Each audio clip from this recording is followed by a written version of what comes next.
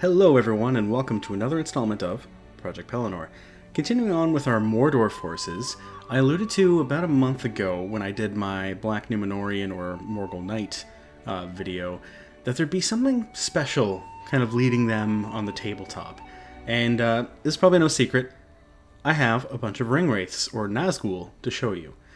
So Games Workshop a long time ago decided that having a few unnamed heroes for the Ringwraiths just wasn't really for them. So they actually invented a few names and kind of backstories and lore for some of them. And I'll admit, it may be a little blasphemous because really only two Ringwraiths were ever named in Tolkien's work, that being the Witch King of Angmar and Khamûl the Easterling.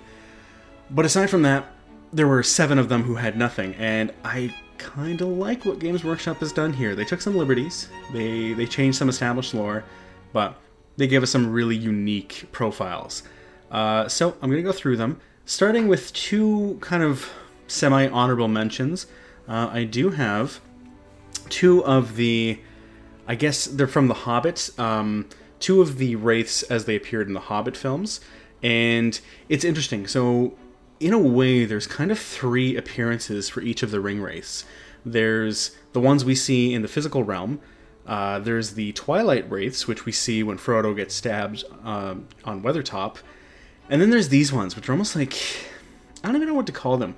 They're like Shadow Wraiths or something that we see in The Hobbit. I guess it's no secret. The Hobbit films didn't really do it for me. There's some things about them I like, some things there's a lot of things I don't. They're okay, but this is something I really like. I really like the look of the Shadow Wraiths. These 2 are unnamed, though, if you look on Forge World. I got these through eBay, just because I really liked them. I don't even know if I have a use for them, per se. I may just use them even as, like, Black Numenorian, I guess, what are they, captains or marshals or whatever, for when they get dismounted. But I just, screw it. I like them. So I painted them, I bought them, fight me. So yeah, I just really like them. I don't have much to say about them. You can't really tell them apart. They're even wearing the same armor. But that's not what you guys are here for. You are here to see some of the named wraiths. And we are going to start with the one who will likely be an auto-include for all the times I bring Morgul Knights, and that is the Dark Marshal.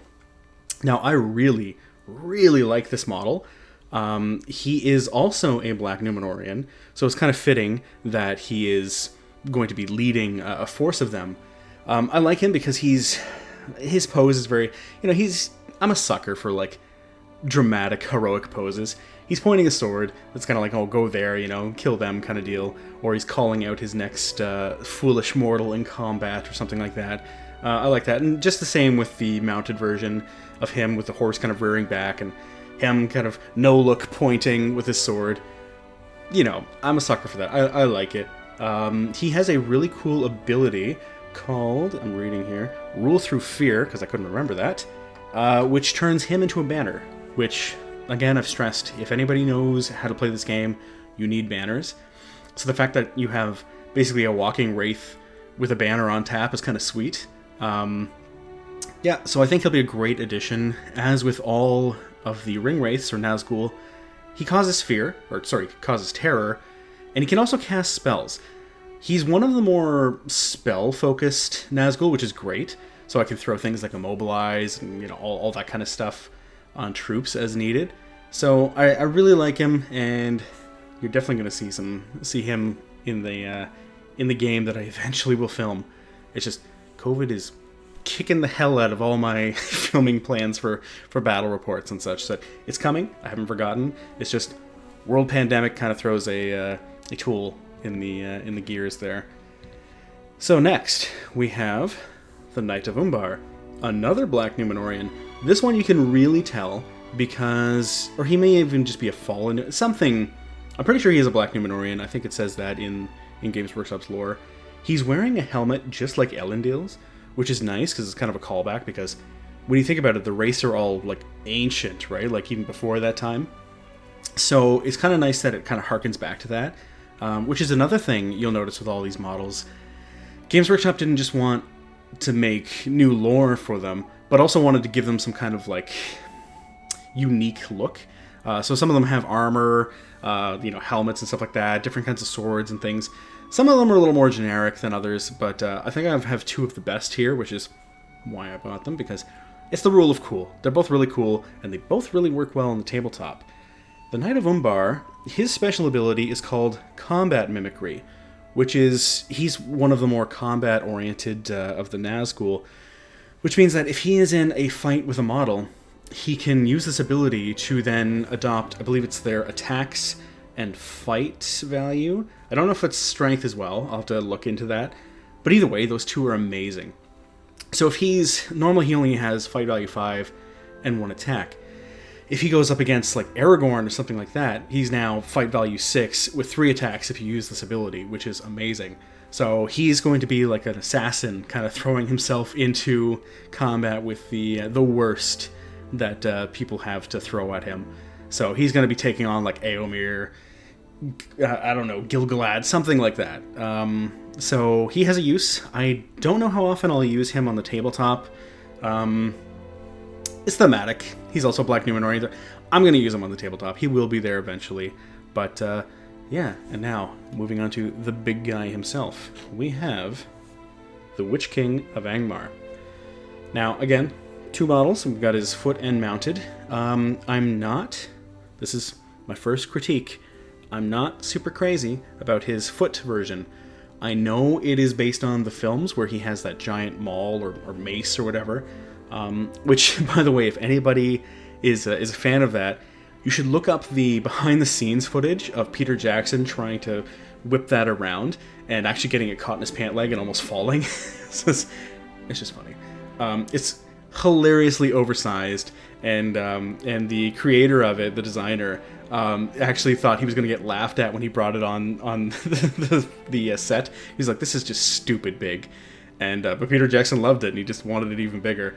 So I don't know if I'm going to use the mace in this game, so I'm thinking I'm either going to convert the model I have or buy a new one and put a flaming sword in his hand, because he's got a flaming sword in this version, which looks sick. I mean, it reminds me of the the director's cut of him in Minas Tirith with the flaming sword when he breaks Gandalf's staff, which a lot of people didn't know he did, which is why you don't see Gandalf's staff after that. And I mean, it's a flaming sword, Sir Thoros of Myr kind of style flaming sword. Like, it's awesome.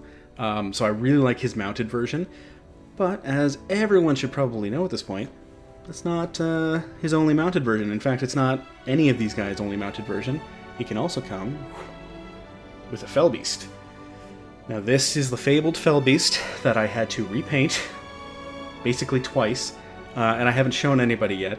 This did come in the Project Pelennor, the Pelennor Fields box set. Imagine if I had my own box set. Dream big.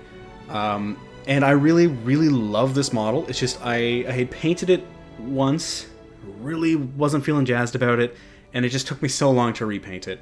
It was sitting there on my shelf, and I was just staring at it, and it was like this reminder of, like, you're just sitting there going, failure. And I was like, I'm going to repaint you, but I was just kind of pissed off at myself. I finally got around to him, and he's actually been just sitting on my shelf painted for the last couple of months. I just haven't actually made any posts about it.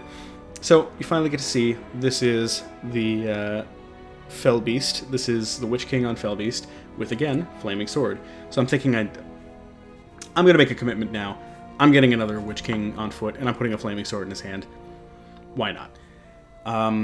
This is an amazing option for the game because a Fel Beast gives him so much flexibility and mobility. He's able to fly around the battlefield, and just like in the movies, he's able to knock cavalry down, which, if I was going to assassinate Theoden on the field, this is the model I'd bring. So it's perfect, right? It fits in the lore, the books, and the movies. So I really like the model. Probably going to use him in the field. He's very expensive to take, but we'll see. We'll see. I'm sure he'll have some playtime eventually. And that's all I've got for you this week. Admittedly, we're running out of things for Mordor to go through. There's only maybe enough for maybe one more video. There's a few characters I've painted up since the last times, and there's one or two more kind of beasties to show you. But aside from that, I may be moving into Rohan or maybe one of the other million projects I'm working on. As always, I hope you're all doing well, staying safe during all of this. Painting this has been an amazing thing for me because it's really kept me busy, kept my mind focused. I have so much that I haven't shown you guys. Which actually brings me to another thing. We are coming up very quickly on the 1-year anniversary of Project Pelennor. It's on May 16th, which is my birthday. And I think I'm going to do something special. I don't know what I can do with the current pandemic laws and rules and all that kind of stuff going on.